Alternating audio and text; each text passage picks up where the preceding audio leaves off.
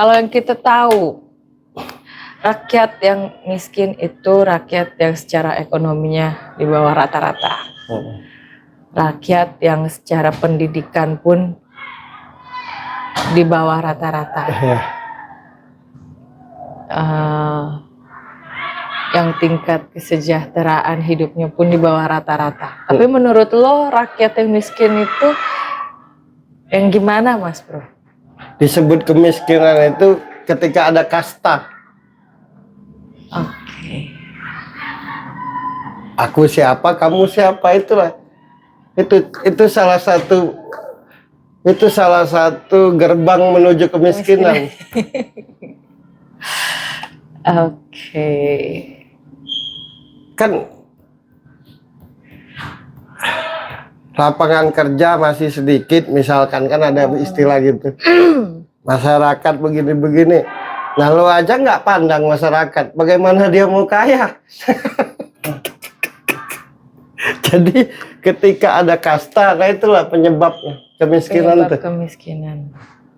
Dirimu ini siapa dan anak siapa, segala urusan maju lancar. Aku ini siapa, anak siapa, agak telat terus, terlambat. Nah itulah kemiskinan, begitu. Jadi yang disebut miskin itu bukan karena tidak punya apa-apa. Jadi tidak punya apa-apa karena tidak dilihat dan dipandang serta diberi kesempatan. Coba tanya, apa gampang cari kerja sekarang? Susah sekali. Nah, yang disalahkan pemerintah, ngerti nggak? Pemerintah lagi. Berarti menurut sudut pandang Ferry Cowboy untuk memberantas kemiskinan harus mulai dari mana? Saling menghargai. Jangan merendahkan orang. Memberi kesempatan.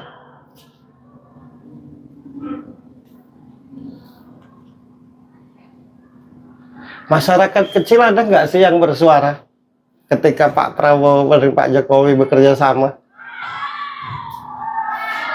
Siapa yang paling banyak bersuara? Masyarakat besar ya.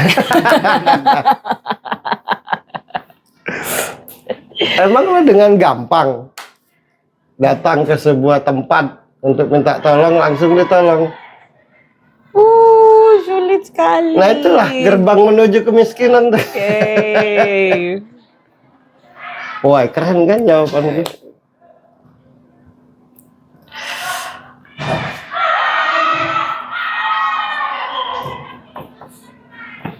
Nah, semenjak Pak Jokowi, menurutku step by step ada pemerataan, step by step ada kemudahan, step by step banyak pembangunan. Soal ini dan itu gini aja deh biar cerdas.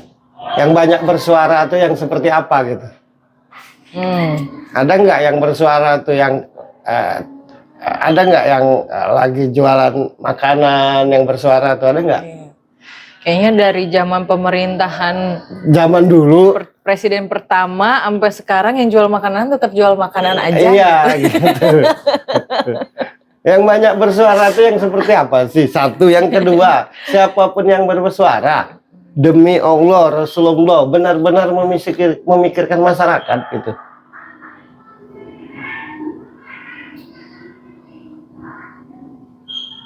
Mau percaya atau tidak, terserah. Menurutku mayoritas masyarakat nyaman dengan pemerintahan Pak Jokowi. Pun begitu nanti Pak Prabowo. Yang paling paling soal cara ya wajar lah, kalaupun berbeda karena beda karakter gitu. Tapi yang jelas menurutku mereka benar-benar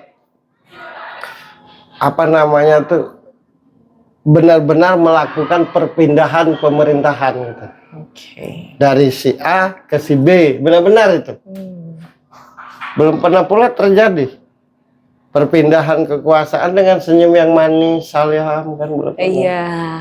Coba perhatikan deh, yang paling Dengan banyak hangat. yang paling banyak bersuara tuh yang gimana sih? Ada nggak masyarakat kecil seperti kita ini bersuara di media sosial? Kalaupun ada, itu pasti kan udah disuruh. Iya. Apa bukti disuruh? Ngomongnya belepotan gitu. Yang ngomong pun juga dia tak peduli. Yang diomongin itu orang ngerti atau tidak. Yang penting aku mendapatkan apa gitu kan. Kecuali setelah bersuara, misalkan seorang pedagang bakso gerobak bersuara, abis itu setelah bersuara dapat rumah di Pondok Indah, kayaknya banyak deh yang bersuara, kayaknya. Tetap aja dia jualan bakso, siapapun presidennya.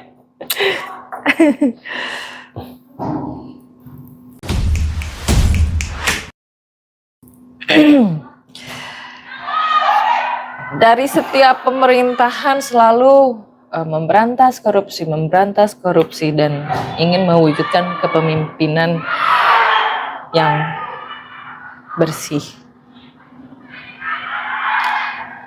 Menurut lo bagaimana cara mewujudkan kepemimpinan yang bersih untuk sebuah negara? Harus mulai dari mana? Korupsi. Untuk memberantas korupsi, salah satunya kan yang paling sering digembar-gemborkan memberantas korupsi. Nah, menurut sudut pandang Ferry Cowboy harus memulai dari mana? Apapun status manusia itu, kalau dia punya harga diri dengan statusnya, pasti tidak akan keluar area.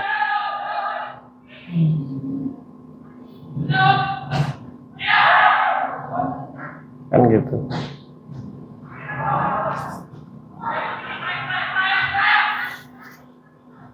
Orang-orang yang korupsi itu menurutku orang-orang yang terkejut melihat duit gitu. Kaget kan? Iya. Gampang lah dapat duit misalnya gitu. Oh iya benar.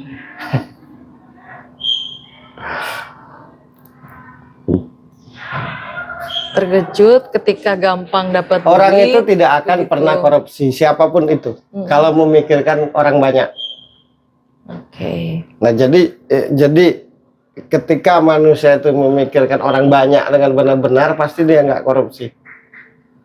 Jadi siapapun yang korupsi itu tanda bahwa dia cuma mikirin diri sendiri. Satu, yang kedua dia tidak ngerti dengan apa yang dia kerjakan. Dua, yang ketiga dia pemalas tapi mau enak aja. Gitu. Itu. Orang yang nggak pemalas nggak akan korupsi.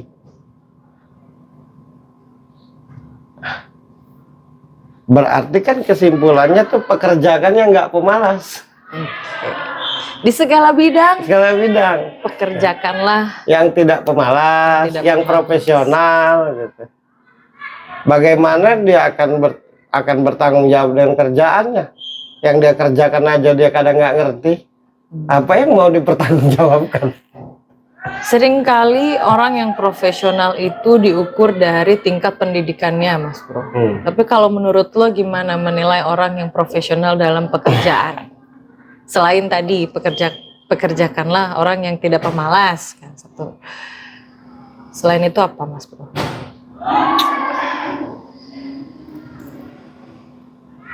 Profesional itu mental.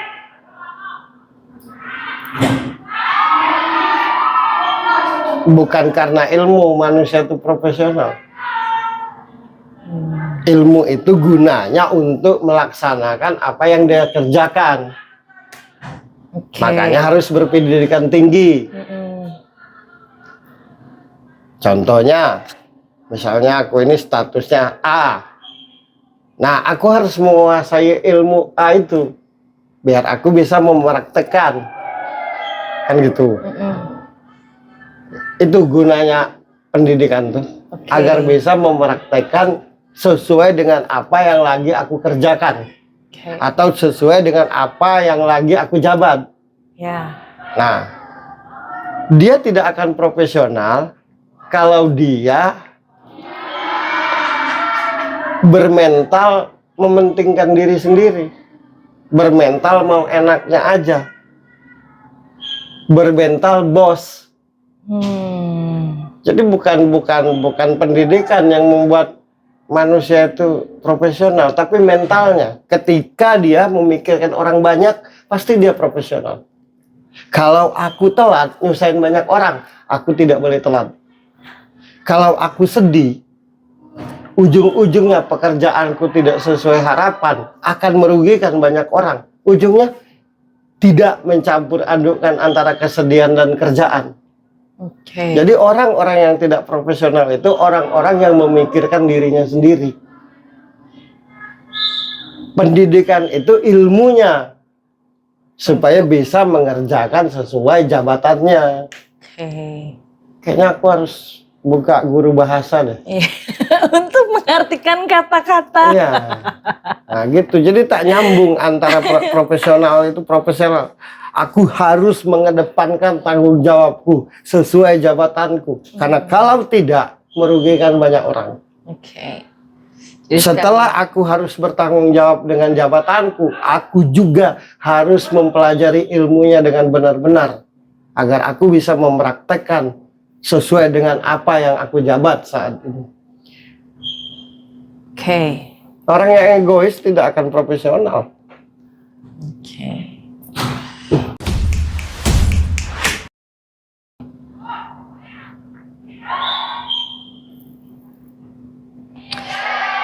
Berarti ini kalau mau ya di bidang pekerjaan apapun, ya kan, kita mau menerima orang untuk bekerja sama, untuk kerja, ada satu yang berpendidikan tinggi tapi dia memikirkan diri sendiri, tapi pendidikannya tinggi tapi dia cerdas.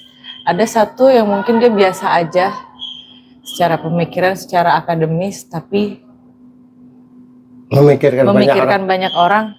Menurut lo mana yang didahulukan? Yang memikirkan banyak orang.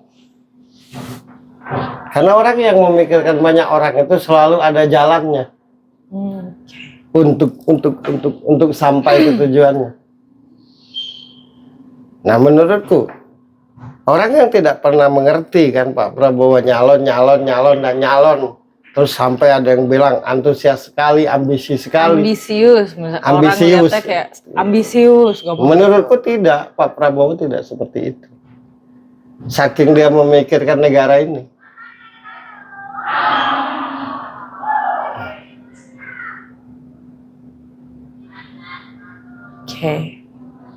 Yang aku rasakan satu, yang jarang aku lihat. Pada saat Pak Prabowo mau dilantik dan Pak Jokowi masa jabatannya sebentar lagi berakhir, ada keriduan melakukan perpindahan jabatan, perpindahan status. Ada keriduan di wajah Pak Jokowi, ada keriduan juga di wajah Pak Prabowo. Dan seolah-olah walaupun nanti sudah tidak jadi presiden dan sekarang aku yang jadi presiden, paling tidak bantu-bantulah agar bagaimana supaya apa yang akan kita tuju bisa kita kerjasamakan dan sehingga menjadi apa yang kita harapkan. Aku melihat itu. Tetap akan bekerja sama. Iya, bukan sekedar basa-basi.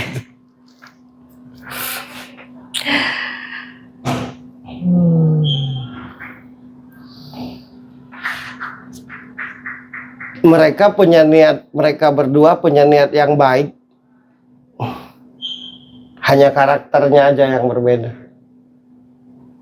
Dan bisa juga tata caranya berbeda. Tapi yang paling penting niat baik.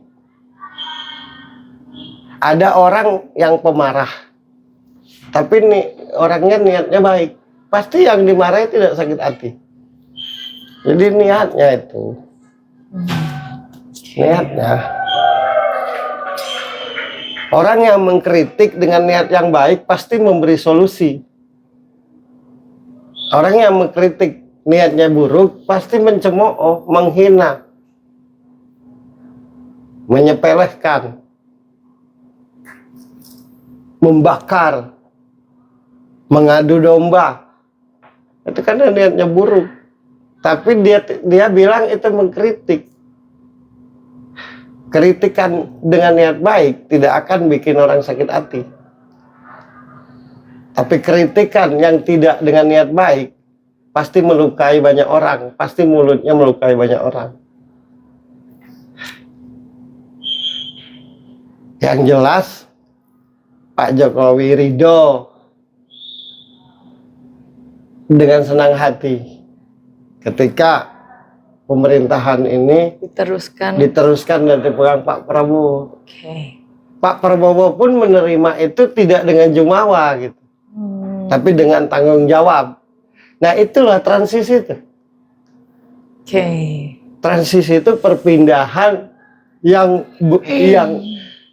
bereaksi baik, perpindahan yang adem, perpindahan yang penuh keridoan, memindahkan sesuatu ke tempat lainnya dan tidak berefek buruk. Itu transisi namanya.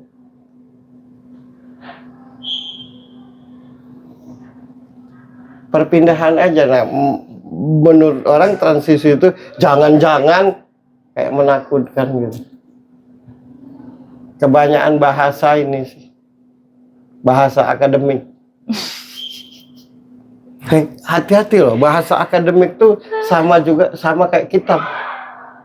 Iya. Salah pengertian, salah praktek. Iya. Nah cuma kita ini kan dianggap cerdas kalau banyak memakai bahasa akademik. Iya. Kalau pakai bahasa akademik terus kita nggak tahu kayak wow dia ngerti banget gitu.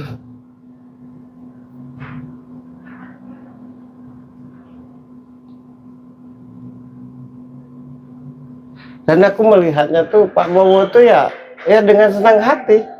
Maksudnya dengan senang hati itu benar-benar sesuai komitmen gitu, karena udah terlihat. Ya Pak Jokowi pun yang aku rasakan itu lega gitu, karena komitmen yang mereka buat kan.